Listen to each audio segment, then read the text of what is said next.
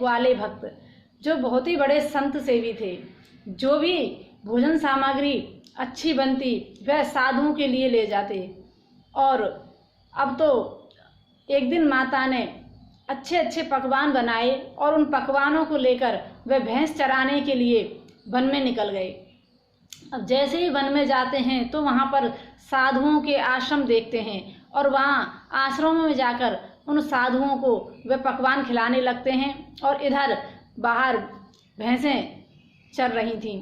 तो जब ही वे भोजन कराने के लिए आश्रम में गए तो इतने में चोर आते हैं और उनकी भैंसों को चुरा कर ले जाते हैं। जब वापस आकर देखते हैं तो भैंसें वहाँ नहीं थीं। अब शाम को वे बिना भैंस लिए घर गए। इधर माता ने पूछा कि बेटा भैंसें कहाँ हैं, तू अकेला क्यों आया है। तब उन्होंने विचार किया यदि माँ को मैंने सही बात बताई तो माँ गुस्सा करेगी। तो उन्होंने इधर झूठ मूठ की कहानी बनाई। कहा कि मैया एक ब्राह्मण था, वह भूखों मर रहा था, मैंने भैंसें उसको दे दी। उसने कहा है कि मैं छाछ से ही पेट भर लूँगा लेकिन मैं आपकी भैंसों को वापस कर दूँगा घी के समेत।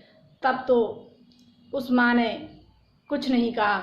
और समय आने पर जब दिवाली का त्यौहार आया तो उन चोरों ने उन भैंसों को खूब नहलाया धुलाया और चांदी की हंसुलियाँ उनके गले में पहनाई।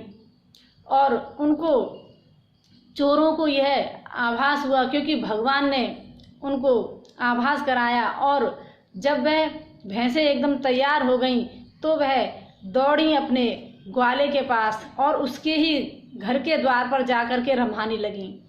तब वह ग्वाला कहता है देखो माँ, उस ब्राह्मण ने अपने भैंसों को वापस कर दिया और देखो घी बेच करके चांदी की हंसुलियाँ भैंसों को पहना करके उन्हें वापस कर गया।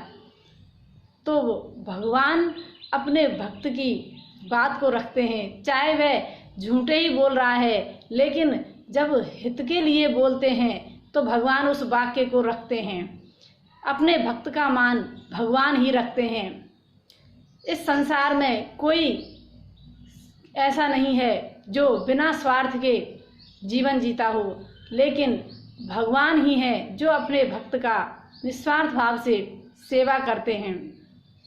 भगवान भी अपने भक्त की सेवा करते हैं और भक्त भी अपने भगवान की सेवा करते हैं।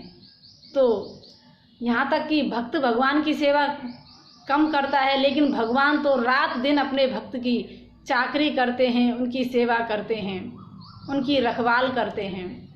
तो इसलिए भगवान से बड़ा कोई सेवा कर ही नहीं सकता। जय श्री कृष्ण।